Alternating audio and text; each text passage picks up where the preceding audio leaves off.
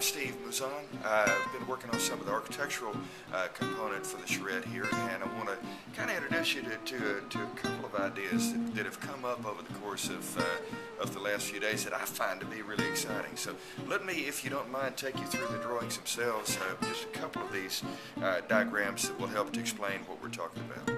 These two diagrams illustrate one solution to what was thought to be an impossible problem when the charrette began, and that is that if you consider the prevailing breezes on the island, they're either going towards Mauka or Mackay according to the time of day. At certain times of day, they go one direction and certain the other. So either way, they're going up and down the slope.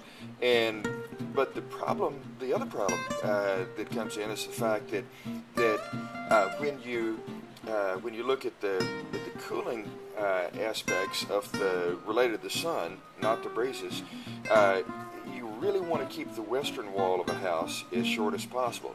Now, the problem with that is that means that you'd be turning the house with the breeze as opposed to against the breeze. Like, say for example, if the house is long and narrow, you want the breezes coming across the house, but the western wall wants to be as short as possible. So how do you do that? Because those two things just directly contradict.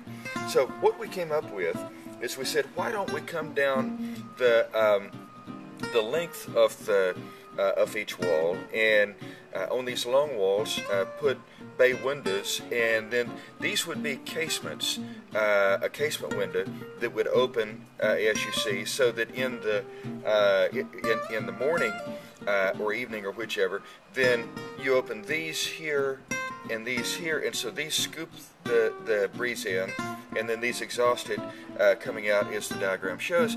And then at the other time of day, then you simply open the other ones and close these, and then you catch the breeze moving in the other direction. The other thing that happens here is that this lets the lanai be on the south face, which is where it can shield off the hot midday sun, and then like I say, this shortens the western face, which is the best thing you can possibly do for the western sun, because you can't shade that because it's so low in the sky, unlike the noonday sun, which you can shade with the lanai.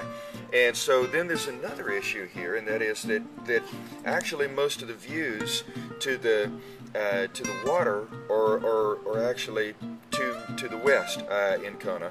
And so what the bay does, as you can see here, the bay actually gives you views toward the water, whereas just a straight window would not. So all of these things are kind of working together to create what we feel like may be actually a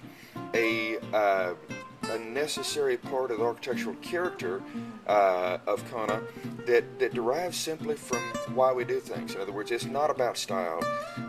It's not about something superficial or historical or whatever.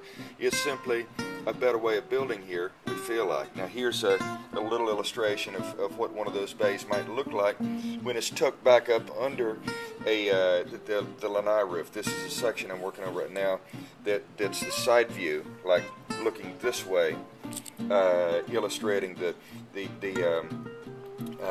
section through the lanai.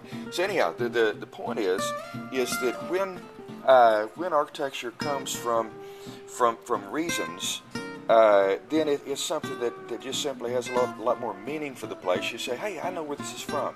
I can tell where this place is, rather than just being something that could be anywhere. So anyhow, very excited about where this may take us, and I think it's a really cool thing, and we'll see how it works out in the end, but very excited at this point.